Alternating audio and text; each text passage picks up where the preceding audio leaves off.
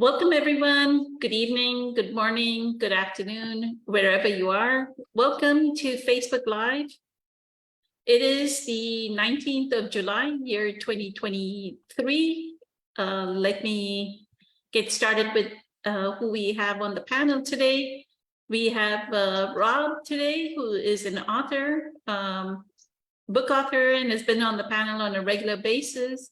We have Michelle here, who is part of our regular core group of meditators. Good evening, Michelle. We have Patricia here, who is part of our core group of meditators. Good evening, Patricia. And Hugh has joined as well. Good evening, Hugh.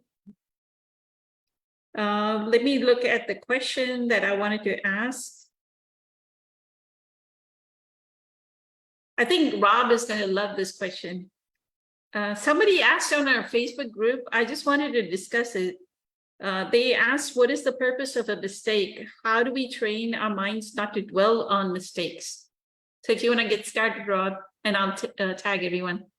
Thank you. Sure. That is an awesome topic, mistakes.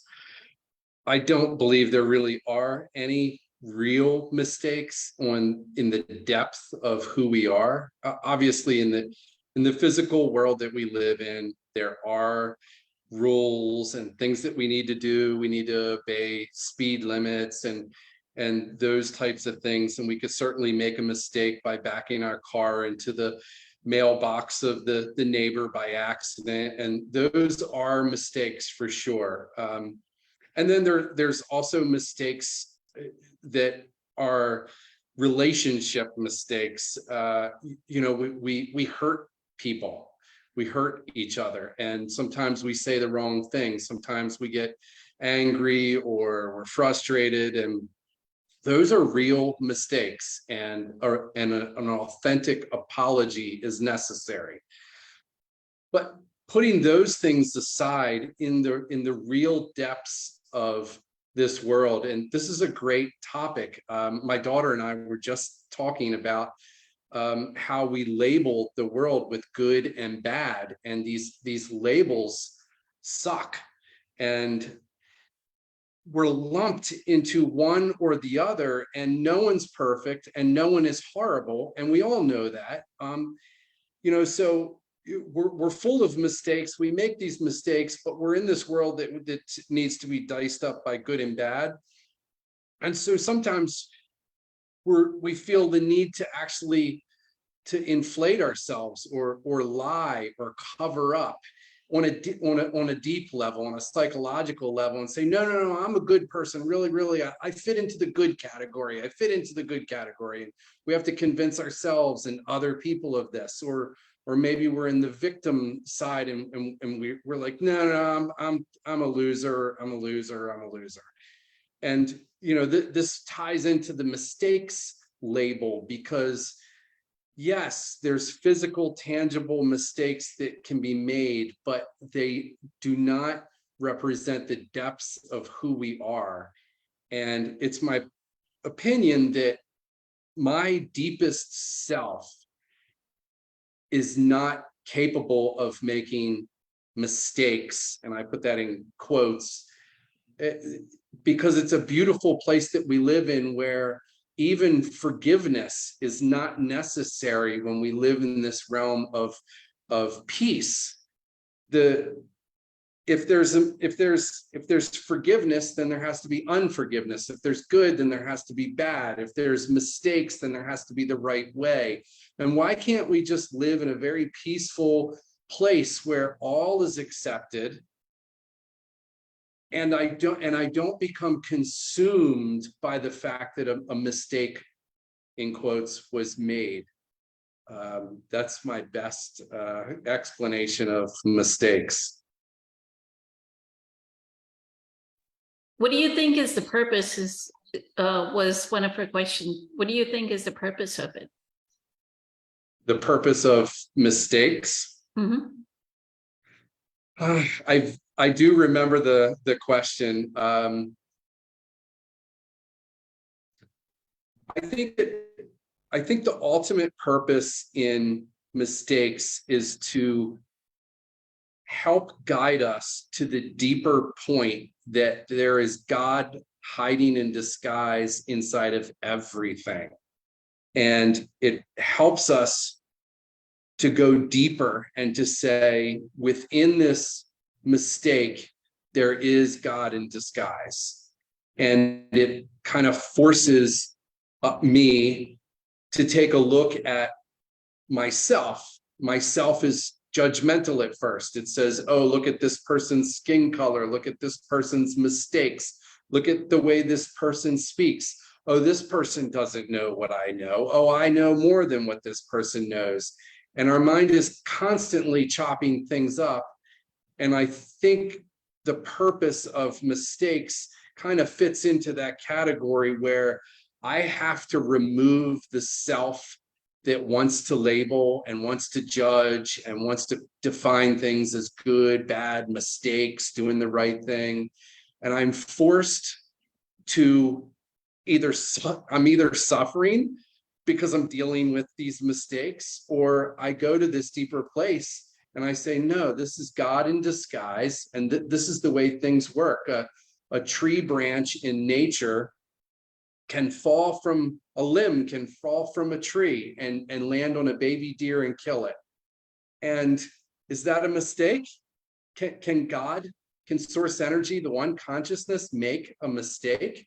Or is our mind just so limited that we can't wrap our head around this? And I prefer to assume that I don't know what source energy knows. And I prefer to accept the fact that these things happen and go to a very deep place within and stay at peace on my core and say, okay, I don't understand. I'm going to stay at peace. I'm going to accept that this world is a world created by the one consciousness. Amazing. Thank you so much, Rob. Thank you for your input. Grateful for it. I know Byron Katie, I think in either 1,000 Names for Joy or Loving What Is, said that initially, you know, she would have people come to her house when she had her enlightening experience, and they would walk up to her door and say, namaste, namaste. And she would hear it as no mistake, no mistake. And she would say, what enlightened beings these are, because she would hear it as no mistake, right? So there lies the greatest lesson, that there are no mistakes. The universe is always working in our favor. What is the purpose of a mistake? I kind of feel that it's there to show us our own karmic accumulation. It is a spiritual lesson. There's a spiritual lesson hidden in it.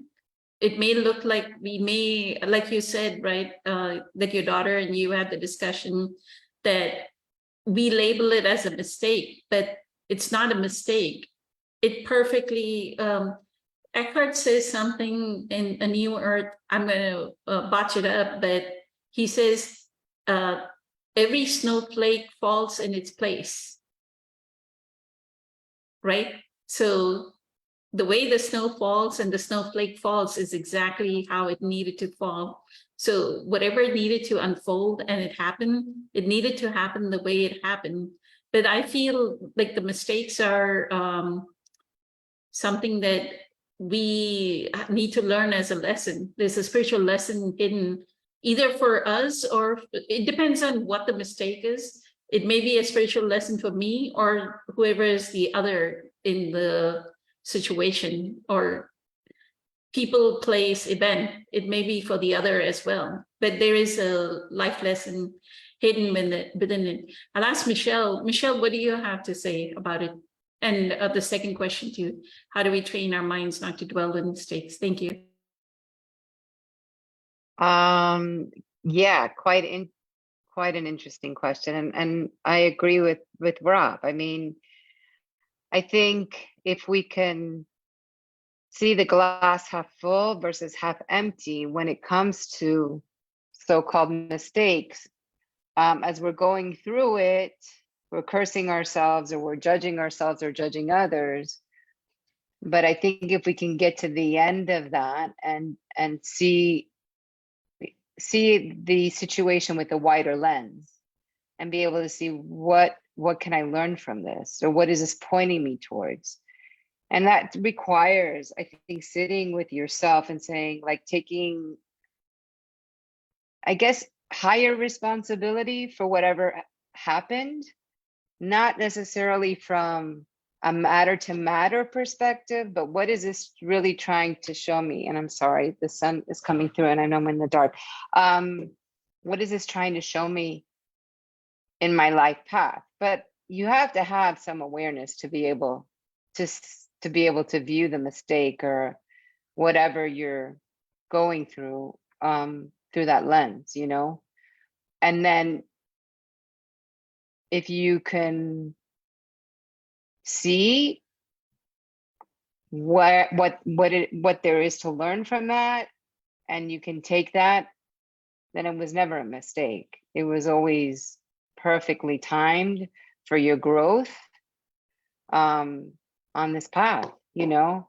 So there's always something to be learned, even in the darkest times, right? I mean, I would say the dark night of the soul would be something that, you know, accumulation of mistakes, whether it's health choices that have led you to a severe illness, right?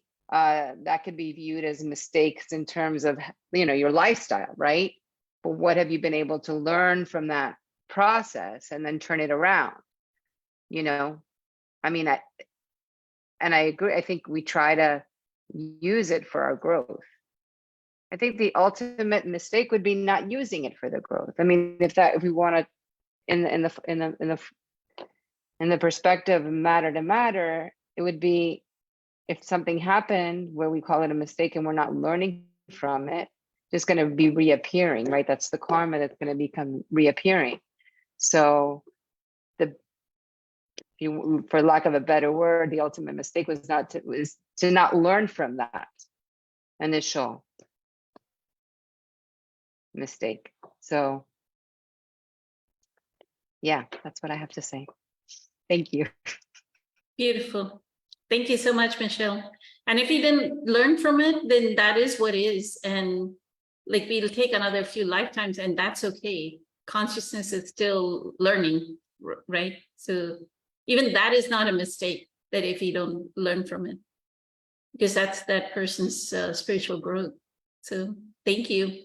Grateful, totally amazing. Thank you for your input. I think Dave said, we are in the classroom called Earth. This is where we learn, and where what we call mistakes are there to help us learn, which is what both of you were saying, right, Bob and Michelle? I see that April has joined. Good evening, April. Do you want to, I think I posted, since I saw Kelly and you joined, I reposted the question. So if you want to talk about what is the purpose of a mistake, how do we train our minds not to dwell on mistakes? Thank you. Mute myself. Yeah, so I agree with the things that have been said. There really are no such things as mistakes. I think there are things that perhaps we all have, those few things maybe we wish we didn't do, or maybe we wish hadn't happened. But like it's been said, it's really about what you can gain out of those experiences. What you can learn from those experiences, and taking those things and making yourself better. I think the bigger issue here for this person is how to train the mind to not dwell on the mistake.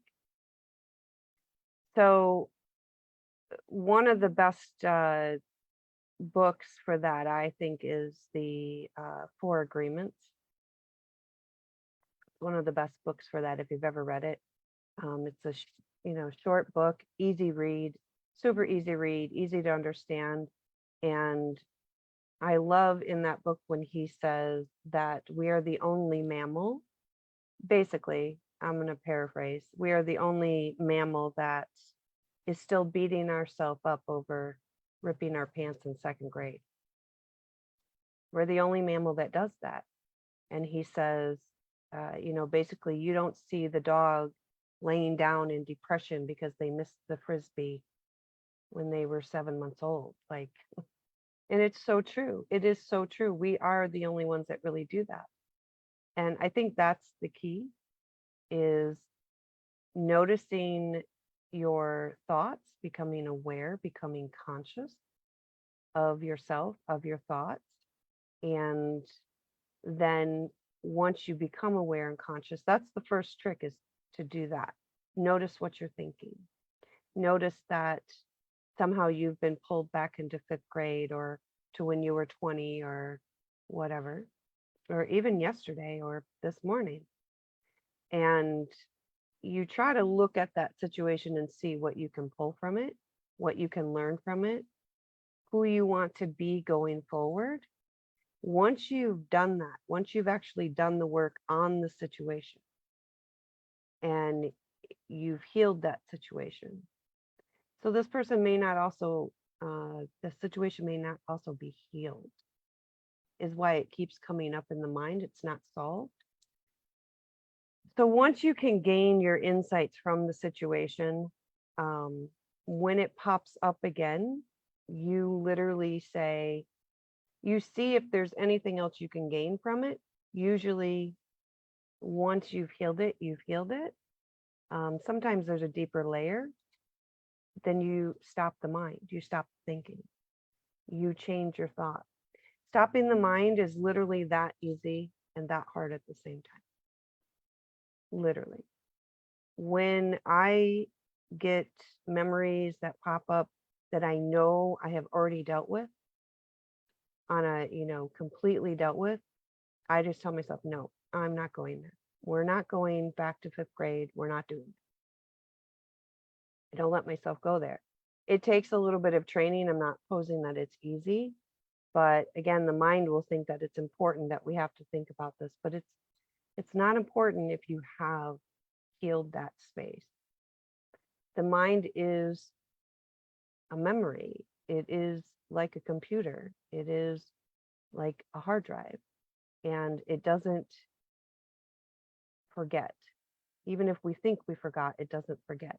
So anything can trigger us, anything can bring that memory back up, but that doesn't always mean we need to run down that rabbit hole. So that's what I would suggest, is one, looking into that space, seeing what you can gain from it, not necessarily labeling that as a mistake, and then working on healing that space. You heal that space by listening to your emotions, listening to your body, talking to source, your guides. And then when it comes up in the future, you've healed it, then you control the thought. Incredible. Thank you so much, April. And I love the fact that you brought up listening to the body, because if somebody is saying they are having difficulty in training their mind, like Eckhart says, right? All enlightenment is through the body. You cannot ignore the body. You have to be dwelling in the body because people are not realizing, if you're in upstairs, it's like mind has an incredible momentum, right? It's like a river. Boom, boom, boom, boom, boom, boom. It'll be mistake. And then mistake will lead to some anger, frustration. Then it'll lead to some spiral down. People will spiral down into, I hate this person. Whatever, right? Then they're spiraling. And they're just in their mind. So they're not going to be in any position to train their mind to not dwell on the mistake. Well, that's true. And I see that Eckhart is like doing that more and more, which I think is fantastic. And Joe Dispenza, really all of his miracle healings that he's facilitating, that's what's happening. These people have had a deep-seated, rooted emotion from some sort of event or trauma. They come to his workshops. It creates that environment. It gets released. Voila, the shoulder is better.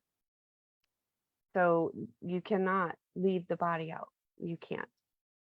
But the first step is that awareness. Mhm. It's really that awareness, and then going into those spaces and giving yourself also that unconditional love that we make mistakes, which aren't mistakes. They can feel like that though. But it's really about evolution and learning and growing.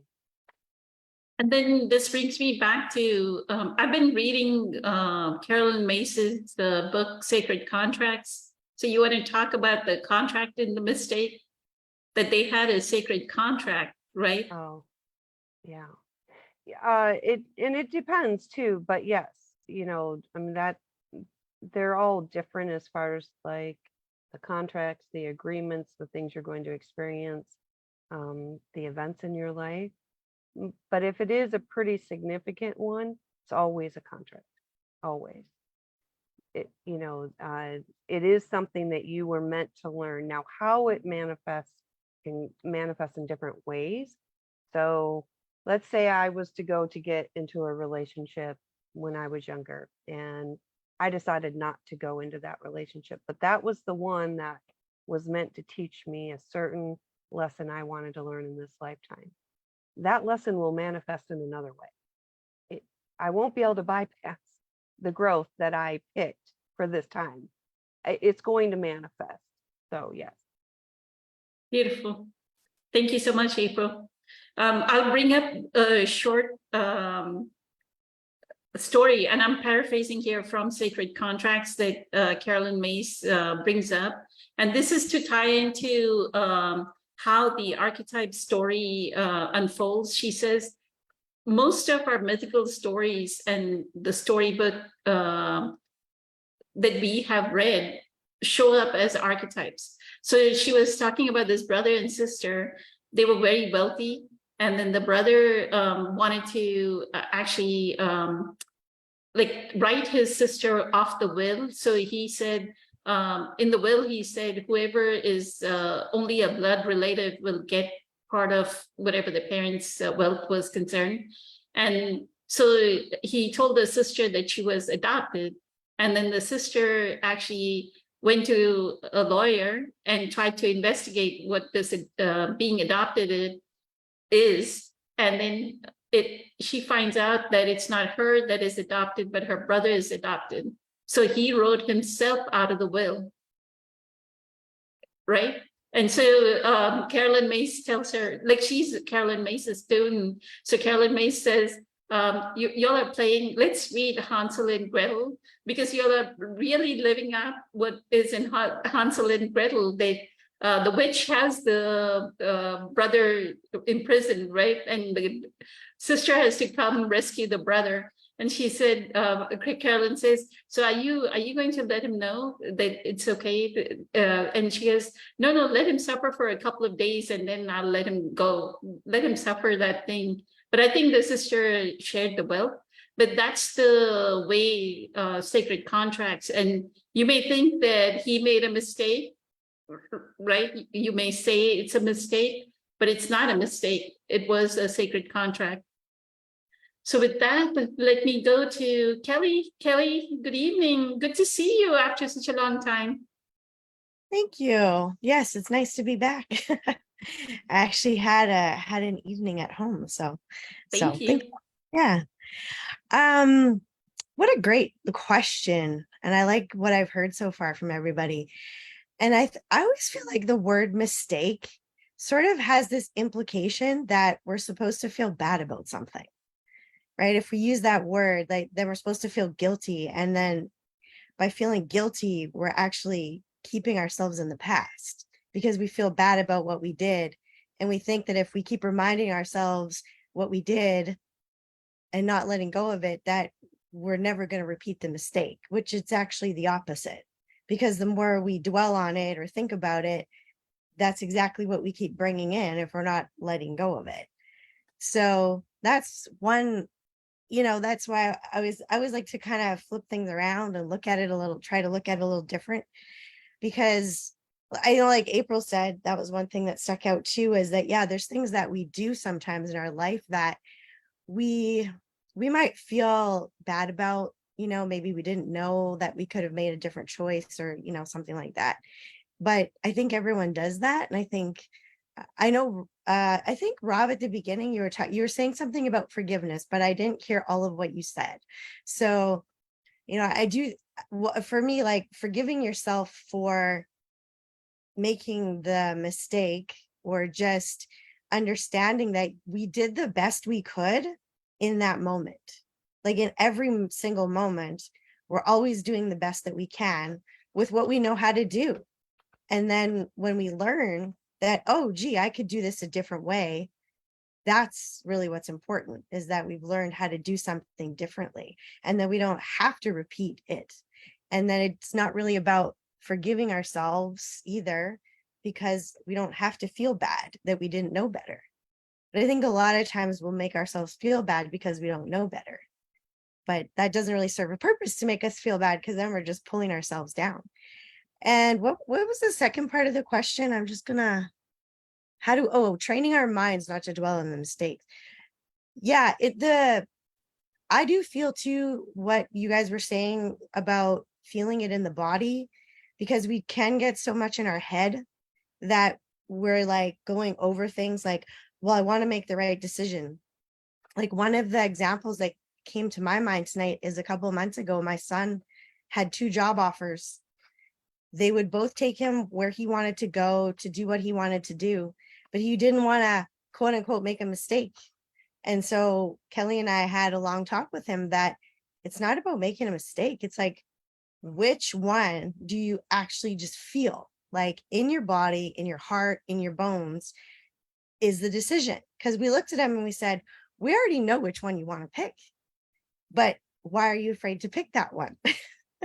we know what you want to do, but we're not going to tell him that either. He has to decide that. And he thought about, he mulled it over, he felt it, and he said, well, you're right, I do know what I want to do, this is why I want to do it. And I'm like, well, then why were you feeling like there was going to be a mistake? And for him, that came back to when he was a child and some issues that he had with his dad. So then we kind of talked about those and helped him let go of those, because he didn't need to feel that way about himself. He is he's a young man now. He can make those decisions for himself. So, we tend to think of our past sometimes can, without us even knowing, can kind of try to dictate our future if we're not aware that we're still holding on to those things. Where if we're a kid and let's say our parents think that we made a mistake and we get punished, it can be harder for us as adults to then make decisions for ourselves because we don't want to feel punished. But who punishes us as an adult? We do. We punish ourselves over and over again for things, which isn't necessary. So I don't know, that's my, kind of take on this, on these questions. So I'll leave it at that for now. Incredible. Thank you so much, Kelly. Grateful for your input. I think you brought up one thing, which was guilt. And I said in the last Facebook Live Q&A that guilt, what I learned from Carolyn Mace during this course was, she said, guilt is anxiety turned inwards. I was like, oh my God, that is so incredible that people, instead of feeling anxiety outward, now are turning it inward into guilt, like me being anxious about what I did to somebody, right? Yeah. And then I loved your example of this decision making. And this one piece I saw Tony Robbins like embody. He, as part of the Project Next coursework, he talks about decisions that you make a decision and you go with it. And he has an example of every day in the morning, he takes like a cryo bath. Every one of his houses has some kind of ice, like either a cryo bath or a lake. Like in Utah, he has a lake where he can go into frozen lake, but he makes his body like jump. He wakes up and he jumps into that cold water for a minute or 2 or 3, whatever it may be. But that is to make his body, the body's always saying, No. If you give the body a second or two, it's always going to say, no, that's too cold. And that way of him saying it, it saddened me that we just have to make a decision. Like your son just had to make a decision. If that was the wrong job, that's okay. That's what youth is about, right? We make a mistake, we say, okay, I'll go look for another job. I'm not too happy. This manager, you don't even know the second job, that the one that he may have selected is not going to make him unhappy, right? Like you don't know until you interact with the people, live with the energies, and you'll know that, okay, am I this dynamic of this group, is it correct or not, or people, how are they acting with me? So it wouldn't have been a mistake whether you took the job A or job B. That's what being young, I tell everyone that's young, and that this is Eckhart's teaching, go make your mistakes, because that's where you will learn that, okay, I shouldn't have taken a job that was 30 miles away, it makes me too exhausted. I need to find something that's closer, anything of that sort, right? It's always a lesson, and always a lesson of expansion of consciousness. So thank you. Thank you for And that. that's also, if I could add to that, it's that it's also the language that we want to use, because you can use the word mistake or guilt or whatever, but you can also look at it that you're making a decision, period. You're just making a decision between one or two things, and it's a life experience. Mhm. You can call it a lesson if you want to, but it's really an experience of life. And that's what we're all here to do in our own way, whatever our soul contract is, whatever our sacred lessons are, it's all about experience. And how do we experience this life through our body? Are we going to stay stuck in our head? Or are we going to experience it with our whole body and range of motion, emotions is what I should say, all of the ranges of emotions that we have, and have a full life experience and just give ourselves those experiences rather than locking ourselves down and feeling like we have to make the right decision, because maybe it's just about experience everything you possibly can. Beautiful. Thank you. Thank you for that additional insight. And then as far as not dwelling on the mistake, I would bring up Dr. Joe's, I know April loves it, neuroplasticity. He says, and I've given a tip on this, that he says Hebb's law, neurons that no longer fire together, no longer wire together, or neurons that fire together, wire together. So we just need to be cognizant, like April gave the pointer, right? Of what thoughts we are thinking. We have to be vigilant that if I'm dwelling on it, then you have to, my thought went to the mistake, and I'm going to bring it to, no, that's not my present moment. What is my present moment? And live the present moment. With that, I'll go to you. Hugh, did you want to say something? And how are you doing? Yeah, I'm doing fine. Awesome. Good to see you. You Yeah. look so much more better than last week. So you got some rest? You Yeah, look rested. I'm ready to fall asleep. Awesome. But I can tell you an experience that happened with me. I'll set the stage. It was like the level I was at 2 years ago, where I was just transitioning out of the ego and stuff. And I don't mean to sound like a gun dealer, but this is another gun story. My cousin, he was like coming and buying, he'd come over and buy a bottle of fire, and then he'd bring it back. I don't like this one. And I said, you know, you can't keep buying guns going back and forth. And it's just starting to irritate me that he just keep coming back, getting another one, shoot him up. And, you know, just like, I'm done with this, right? So he comes back and he pulls up in his car. I said, don't even turn your car off. I took the $2,000, I slapped him in the face with it, pulled the firearm. I said, got it. Get on up, you know, go. And so he says to me, he gets out of the car, he turns the car off. He gets out of the car. He's a 300-pound dude, big guy. And he says, oh, we're going to do this, huh? And I'm like, do what? He goes, oh, we're going to do this. So I'm like, okay. I'm thinking, well, I just worked out, as Kelly and Kelly would know. I'm wearing a light pair of sweats. I'm all stretched out and I'm ready to bust this guy up. I'm thinking, oh no, my cousin's going to be leaving here in a stretcher, right? You know? So he comes at me And he gets right up to me, and I'm getting ready to go into my stance and bust this guy up. I'm figuring this is it. We're on. He starts bawling his eyes out, and he hugs me, and he says, "You're the most important thing in the world to me. You've always been by my side." And I'm telling you, I felt like such a piece of shit, basically, at this point.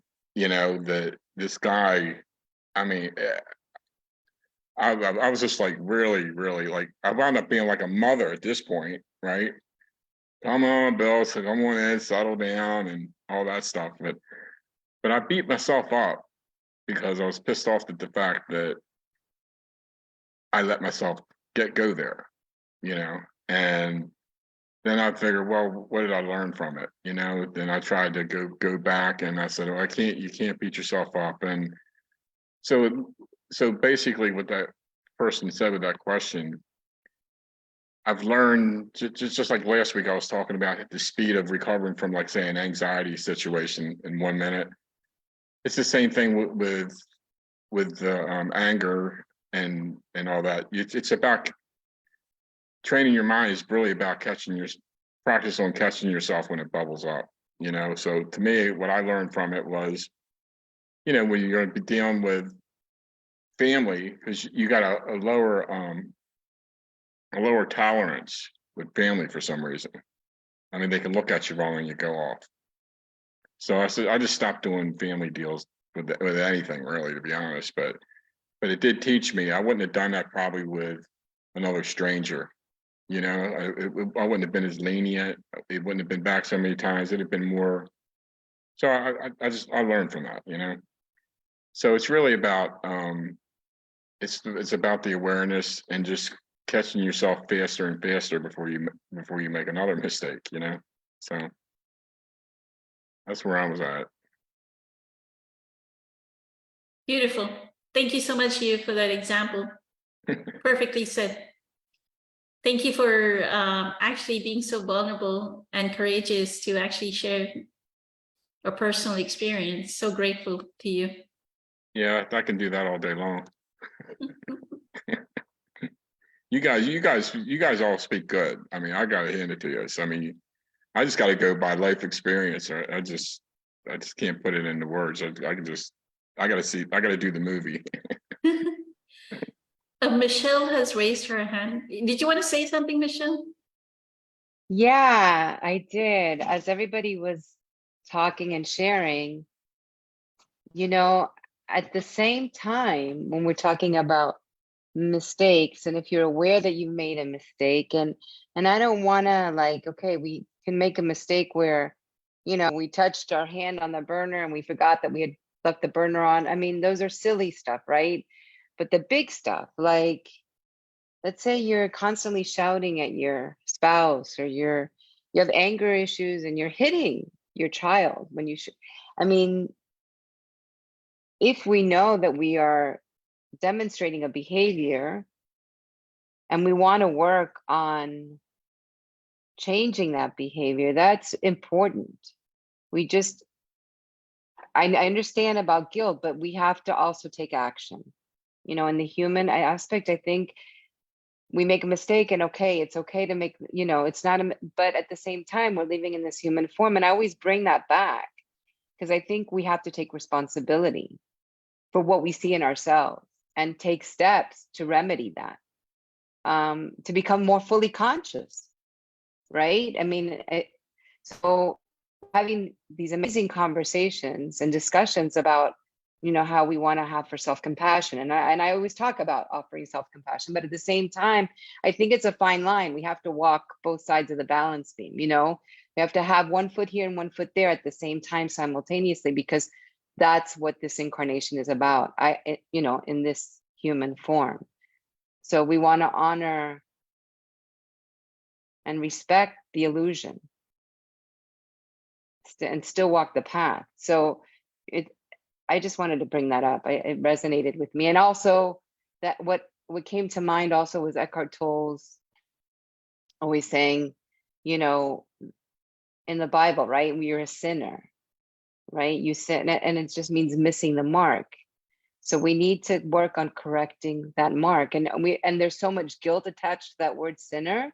So I think there's a lot of conditioning about making the mistakes, but at the same time, I think we need to take responsibility when we see our mistakes and work on correcting the course, right? And that's what we're constantly doing, is correcting our course of action, you know, to become more fully conscious beings. So I just wanted to add that.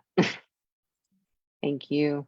Thank you for giving me an opportunity to share that. You're most welcome. I Thank you. also add, Go ahead, Rob. there are some Thank you. great points, Michelle, and I just want to touch on a couple of things. One is our state of mind or our inner vibration when we address mistakes. And I think it's important to recognize that a body filled with love and compassion for our own mistakes is very helpful for us to be conscious and aware and learn from the mistakes. And a body filled with anger or even just uneasiness about it kind of puts up a roadblock, and it makes it hard for us to learn from the mistakes. So I think it's important to embrace ourselves with love, and also to note that guilt trips, length of guilt trip does not equal the horribleness of the mistake. Sometimes we want to say that, oh, well, this was a really big mistake, I'm going to need a lot of time to recover. And that's not necessarily the case. I think it's important to recognize that love is the way to move forward in all of those things. And I would also like to address sin and missing the mark. I love those two things. My daughter and I talk about this a lot. Sin, to me, is missing the mark. Sin, to me, is, and that's their terminology that they used and understood a long time ago. But sin, to me, is it's not premarital sex. It's not a physical, intangible thing. Sin is when we act in unconscious manner, and to not sin is conscious. And I see you shaking your head. I'm sure you know this. It just came to my mind, and I wanted to bring this up to the group. I'm not saying that you didn't know this, but it was a wonderful revelation for myself to know that my forward momentum in life is based on me, my deeper self learning. And it's not about, oh, Jimmy down the street didn't make the same mistake I did. Or, you know, there's two main things that we always come full circle to here, which is what's the problem? The mind. The mind is the problem. It's interpreting things wrong. That's number one. And number two is the onus for bliss and peace and wonderful, true inner self is on us. So I have the ability to say, I'm free at this moment, even though I committed this horrible mistake. I have this moment of time where I can make the change because my mind is processing or interpreting the world based on its broken calculator or its unwell or its semi-sick mind frame, where it only processes on the past. And it's a wonderful computer to use in the now when we need to solve math problems.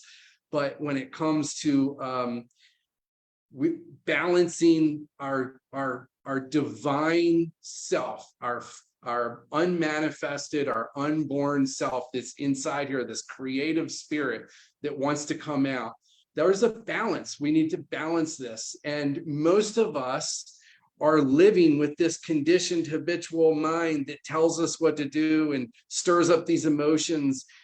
And we lose that balance between the creative divine self and the physical self. And those things just came to mind. Thanks for letting me jump in there and make those points. Thank you so much, Rob. By the way, April Summer says belated happy birthday. So belated happy birthday. And Louise say good evening to all of us. So Louise is online with us. So grateful. What I would say, Rob, like sin is missing the mark, but April has said quite a few times, right? Like the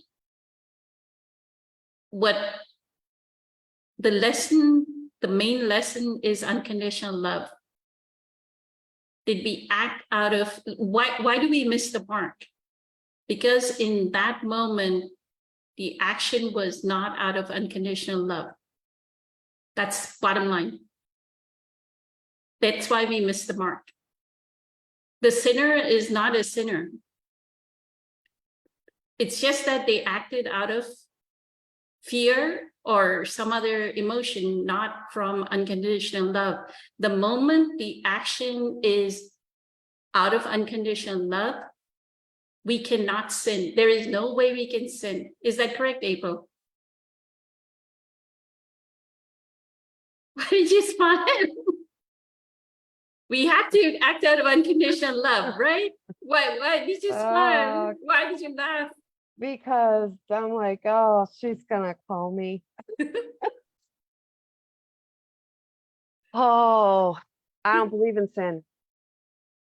Just straight out, don't believe in it. Exactly. I don't believe I don't in believe sin. in sin. Even as a small child, it never resonated. I just can't. It just doesn't make sense to me. I don't believe in sin. Now, there's people that can pick apart this word mistake. We can pick apart the word, we can do syntax. We can pick apart the word sin. Ultimately, there are things that we do in our lives that we wish we wouldn't have done. That is true. There isn't anything wrong with saying that. There isn't anything wrong with admitting that. There are things in my life that, yeah, I wish maybe I didn't do that at that moment. Okay. Or maybe I didn't say that at that moment. But like, I do believe in one of the concepts in AA is doing a self-inventory and doing that daily. Some people do it daily. But I do believe in like Michelle was kind of saying, like we need to take action. So giving yourself unconditional love does not mean we don't take any responsibility. That does not mean that. Okay. That does not mean that we don't take that inventory in and go, you know what?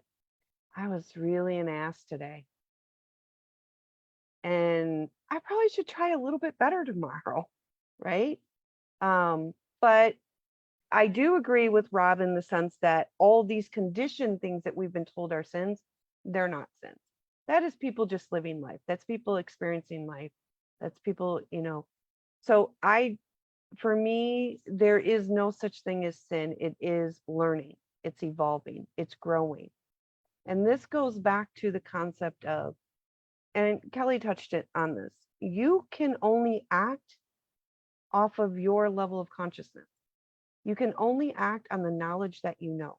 Now, most of you know that I work in substance abuse. So there are things that people do in substance abuse that they would not normally do because their mind and their body is affected by the chemicals. So I have to deal a lot with guilt, mistakes, shame, sin. And ultimately, you have to realize that at that moment, that is all the coping skills you have. Now, if you go into a rage and you yell at somebody, like Hugh was saying, and then you then have that moment afterwards where you're like, oh, why did I do that? I don't want to be that person. That is the gift in the moment. That's the beauty in the moment, right? That is the thank you for that experience. Yes, I was a jerk, but now I see that, and I'm going to move forward. So for me, I don't believe in sin. I just don't. It's not such a thing. I think it's a conditioning of the church, always saying, like Michelle said, right, sinners, sinners, you read it in the Bible, sinners, sinners. So that's Yeah. written like a rut in our brain that we are sinners, but we are not sinners. So that's why And I I've wanted to heard- focus on that sin word and let April kind of And I've reinforce heard what I like was saying. spiritual teachers try to take that word and try to change it and morph it into different things. But to me, I just think we should just eliminate that whole word. It's not really a sin. And when you are more aware and you are more conscious and you are more enlightened, then you are more likely to be nicer, to be more loving, to be more centered, to be more responsible for your behaviors, to be more like you think first before you act, right? Because the key in that is you will see yourself in the other person, as in you will see you and that person are the same soul. Mhm. Is why your behaviors will change in the consciousness realm, in the spiritual realm. As an everyday person, we stop acting that way because it doesn't feel good at the end of the day. It doesn't feel good to go to bed with yourself, which you go to bed with yourself all the time, and you've been mean to everybody on the planet. Right? So either way, it's an evolvement thing. But as far as the word sin goes, yeah, that's not my favorite concept. So I think sin, I'm I sorry can't- to, go ahead, I- I'm sorry. I was just gonna say, I kind of like picked her psychic waves up that she would say something about it. Go ahead, Rob. I just wanted to say that I think sin is a word similar to God. God is a word that is now misunderstood, and many people don't like the word God. They see the things that have happened in the church, and I'm not bringing up anything that we all don't know. That terminology just doesn't suit people anymore. So we've used different terminology like the one consciousness or source energy, and to me, I think sin is the same thing. To me, sin is just a matter of acting unconscious, but it's a word that's highly misunderstood. And I think the people that do still utilize that word feel that sin is tied with guilt.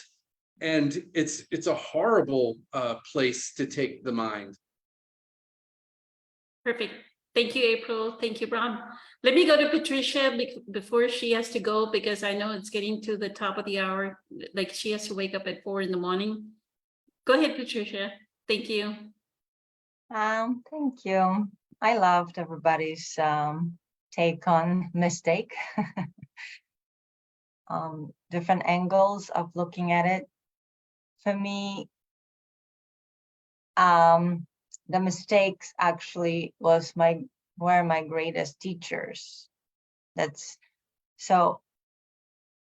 My journey was from hating my mistakes and trying to avoid them, wanted to always do the right thing to be accepted. Even so simple as on math from the very early age. I needed to be best and learn the formulas, not to make mistakes. So if I got my report after my test and I made one mistake, I was horrified. So I think mistakes taught me how I treat myself.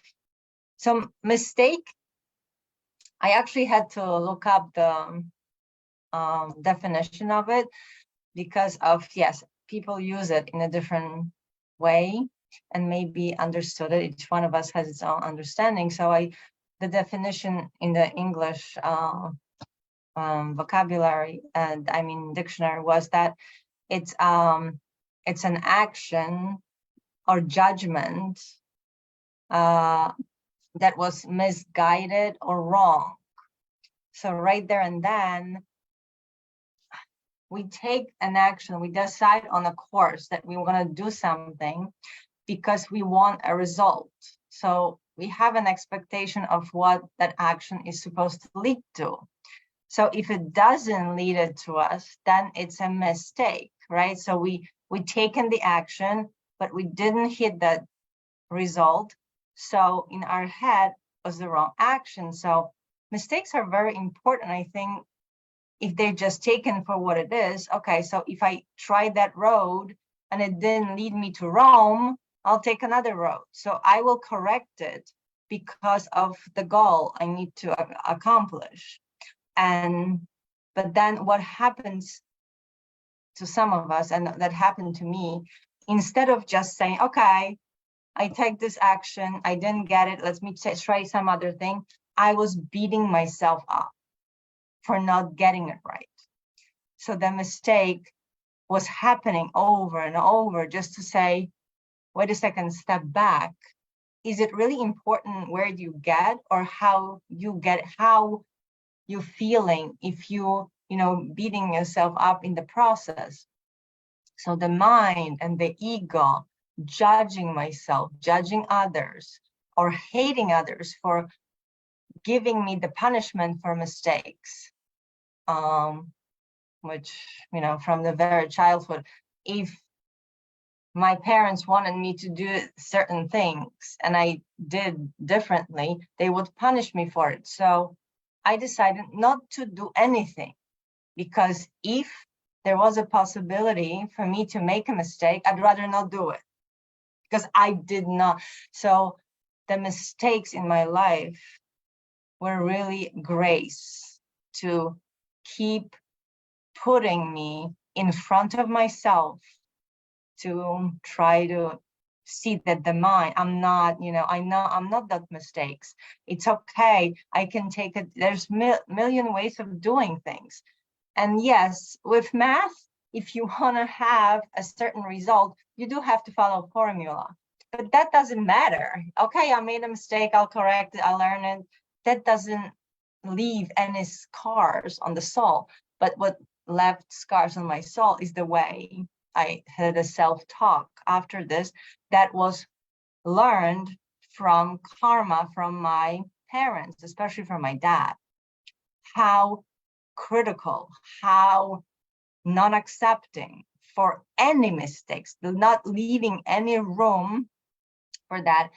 And then as I was learning also, a lot of amazing things happened by mistake. And funny example was chips. I was reading that the chips was made because chef, there was a machine, I think, that was cutting the potatoes. And I think he set it on too thin, and they cut it so thin, and then they were poured into the fryer, and all of a sudden came like, oh, and now the whole world eats chips. So it was a mistake on his part. It was, so some mistakes are really also, way of saying, oh, maybe there is another way, and maybe you actually like it better, and mistake not turns into a new way of doing things, which was originally a mistake. So I think that mistakes' purpose is tremendous. It's very important. And it teaches us how we, not necessarily the mistake itself, but how we deal with ourselves making the mistake, and how we, after the mistake was made, what do we do with that? So that part of being responsible and accountable for it, not only towards ourselves, but towards the others, because some of our mistakes are actually costing others suffering, costing others, great deal of loss. And so what we do with that, how we own it, and then go and show up to correct it. And again, forgive ourselves. But bottom line is, to see grace in them, to see that then we actually have a chance to correct it and show up. So for me, mistakes are very important. And the dwelling of the mind, the other part of the question, is what is another huge lesson. And it's almost like a feedback from God.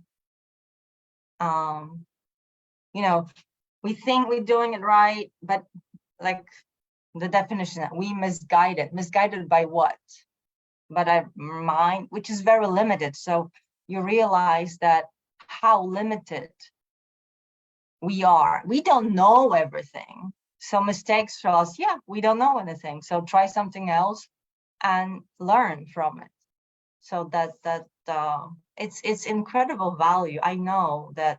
I think that honestly, I learned the most lessons on my mistakes. And I don't even remember stuff that I did right. Just because, you know, you just go, you decide and move on. But the mistakes are the ones that kind of kept me stuck. And I had to really get into presence, you know, face my shadows, first my demons, find out why is it so hard for me to let myself make a mistake and where is it coming from? So it's a lot of self-worth. So question is not about the mistake itself, but who is making the mistake and how you treat yourself. So what I would say, it's just be thankful. And if Caesar he would be here, I'm sure he would say just be grateful for every mistake and yeah, learn from it. Learn, and it's like I said, don't put too much negative energy to it. Okay, so call it a lesson, call it a correction, call it a feedback. If it's easier in your mind not to get that negativity to it, but they are incredibly important, I think, to learn from. Thank you. Amazing. Thank you so much, Patricia. Thank you for your input. Thank you for your personal experience as well. Thank you for being vulnerable like Hugh and courageous to explain your own fallacies, right? Like that you learn from your mistakes. I mean, even sometimes somebody else's judgment, they would come to you. Like my brother thinks to this day that it was the biggest mistake that I made to leave Poland and come to United States. There was a huge mistake to get married. And if kind of right now when I'm divorced, it just feeds that, oh, I was right. But you found us. Right. Because you got married. Exactly. You got married So, and came to the US, and you found us. Exactly. Thank you. Where is the mistake? I heard, there was this one phrase. The guy was saying something. I know it was like a romantic, whatever thing, but it got me thinking. He said, you know, he said something like, I don't care about all my mistakes because they brought me here. They brought me to you. So that's why, you know, they were important, right?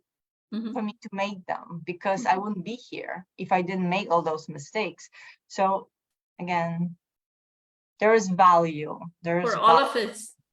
For all of us. We all made mistakes, and that's what brought us here to this point where we have each other, right? To that, I'll go to Kelly. He has not been here in a long time. Welcome, Kelly. Hi, everybody. I posted the question, and actually, I think Dave asked a subsequent question where he said, why is it we look back and regret over mistakes we believe we have made in the past? So if you want to add both of them, Kelly, and then wrap this up, okay? Oh, I know Kelly, one. Yeah. No, I'm just. Two questions. Okay. First of all, there's no such thing as a mistake. Second of all, we look back and regret because we didn't express ourselves. Is there ego attachment to our lack of expression and how we cut off our own expression that causes us to look back and regret? Now, when I came in, there's a lot of talk. I'm going to apologize beforehand. I might talk a little fast because I've got a lot of caffeine in me right now from my day and being in the gym. So I'm ready to go still. Little levity. Oh, awesome. Yay. Okay, the word sin. Let's go back to the word sin and concepts. We need to understand the historical evolution of words and concepts used, especially when it comes to theological and religious and spiritual concepts. The word sin comes from a Greek archery term, sine, which means to miss the mark. It is not actually about doing something bad. You have to understand how many translations the Bible went through before it got to English, and then the way the British kings and queens edited their own version of the Bible. And the fact that the original Bible, the unified Bible created by Emperor Constantine of the Holy Roman Empire, was created as a representation of a translation of Mithraic concepts of religiousness and myths into the Christian concepts. So Emperor Constantine, Emperor of the Holy Roman Empire, you cannot be Emperor of the Holy Roman Empire without being a high priest of the Mithraic cult. So a lot of the Bible has concepts and storylines that parallel certain older storylines of the Mithraic and Zoroastrianism that was very popular in the area of the Middle East. Now, what is a word? A word is a concept. What do we do with words? We attach to them if we don't know any better, if we're not aware of what our mind is doing. So this word sin, very much like the word God and creation and mistake, are just words. They are just words. They mean nothing unless you give them value. And this is the whole point of understanding how to be present. When we are present with ourselves, we are not projecting value outward. We are pulling our own value inward and giving it back to ourselves and not giving it to words. This is one of the things about the current, and again, yeah, like, there's like so many little files and things that I want to pull out and talk about, but I'm going to try and keep it brief. I'll try and keep this short. Everything is information. It becomes a problem or an issue if your ego attaches to it. If your shadow values the information enough to make it a survival issue, and a survival of our emotional concepts that keep our fragile little bubbles of limited ego perception safe and sound. If we are projecting outward onto words, what are we doing? If we're projecting outwards, we're not inside, we're not present. So attaching to words keeps us from being present. There is a feeling to words. This is one of the reasons why we also love words, is because they can evoke a lot of very wonderful feelings, which is also part of the whole learning experience, and why there are no such things as mistakes, because everything is about understanding your soul contract with yourself and the way that you have seeded your own reality and created potentials for yourself to learn and evolve. And this is why no one path ever looks the same as another, and why there is no magic bullet for everybody. I mean, that would be absolutely wonderful. I mean, there are key elements in every single path in terms of being present, being responsible, and also learning how to be still and how to observe and how to listen to ourselves, which is all about being present. When we look backwards, we're trying to learn from our experiences that we gave ourselves. Regret will happen when there is unresolved things that we don't want to look at, that we're still attached to. When we keep on being triggered and we haven't looked at the trigger and we haven't looked at the information, the mental, emotional, physical, situational, family, cultural, whatever. It's the structure of the feeling behind our attachment to the past that needs to be looked at. Because this is our information that we are trying to give to ourselves by having these experiences, all of these learning experiences. Everything throughout our lives is all about us giving ourselves experiences so that we can reflect back at ourselves what we chose to learn by coming here and being present. So if there's regret, it means that there is still a lot of emotional information to process and digest. It isn't necessarily regret, except our minds and our shadows like to convince us that something bad happened, that we need to regret that learning experience. Why does our shadow and our ego play this game with us? Well, because it keeps us stuck in a loop over and over and over again. It'll seem like something, you'll discover a new piece of information about something in the past, and it'll seem like information, and your ego and shadow will tell you that you've moved on. And then 2 weeks, 2 years later, you get triggered again and you feel exactly the same thing. And that's the indication that you have not actually looked at deeply enough or let yourself let go of that experience or that information. All of our experiences in life are actually very neutral and not actually about the past or present or future at all.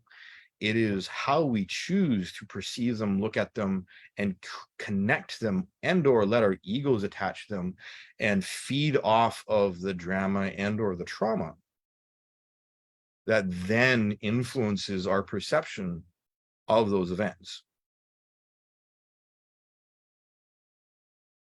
And I don't think I'm missing the mark there. But I'm bumped. No? Okay. All right. I was trying to tone down the caffeine a little bit, and just like, I think regret is also an aspect of the ego, a pattern, right? Just like resentment, guilt, shame, blame. Regret is also it's the same the way broken the ego wants to stay alive. So that's why it's saying, come on, feel this. Yeah, and just look at how many words we've created to, reduce something to like one word there and one word there and one word there. So it seems like so many different things, but it's the same broken record. Perfect. This is why being present with ourselves is so important, because when we are present with ourselves and when we are emotionally responsible and looking at our stuff, we learn the patterns. So did you want to speak about how do you not dwell? How do we train our minds not to dwell on mistakes? Do something physical. When you get triggered, do something physical. Even if it's wiggling your toes. It's, it may sound silly, but it is literally that easy and that simple. But it's also the practice of doing something physical. Go for a walk if you have that kind of thing going up, because you need to get out of your mind. Your mind is the trap. That's what your ego and your shadow want you to believe, is that your mind is where your home is, but it's not. Home is literally where your heart is, and that divine connection to the eternal. And once you practice stepping out of your mind and those trigger points or those trigger spaces, that's the habit that you need to focus on. Overthinking doesn't do us any good. Getting physical, go jump in a lake, throw some water on yourself, or, go climb a tree, or go pet a dog. If you have pets are wonderful. But no hitting yourself. Yes, no self-harm. Yeah, right. Not that physical. if you don't have anyone to have a water balloon fight with, fill up the water balloons anyways. You never know. So doing something physical, even doing the dishes, actually doing the dishes, baking, cooking, Yeah. doing something creative, even if it's about food, you can actually use everything. Focus on the feeling of the soap on your hands, focus on the feeling of the dishes, the cloth. It is actually something that I have used quite deliberately to get myself out of my head and balance out. And this is the thing, when we're looking at something, we have to create a counterbalance to the pressure from our ego and shadow. So doing physical stuff gardening, dishes, going for a walk, wiggling your toes if you can't go anywhere. Even, you know, going and finding some food and making yourself food and focusing, literally, consciously, actively participating in your physical environment, feeling the bread if you're making a sandwich, spreading butter, or if you're making, you know, PB&J is like one of my favorite things in the world, or a protein shake or steak or barbecuing. But focus on the physical sensations in your hands while you're doing things, and it will become an instinctual, normalized habit of being able to be present, even if you're triggered. Perfect. Incredibly amazing. Thank you so much. Thank you so much, Kelly. And thank you so much, everyone. I think it's getting late for Patricia. So I know for everybody on the East Coast, it's getting late. Some of you are in the Pacific time zone. So it was an incredibly amazing session. And I know Kelly and Kelly have joined after a very long time. So grateful, so grateful. Thank you so much. Have a wonderful day. As Nadia says, thank you so much for choosing your divinity over your humanity and being here present. I know Dave and Sri Lakshmi have been with us, and Mincy joined in and out. So grateful. Many blessings. Much love. Have a wonderful evening. Bye. Good night.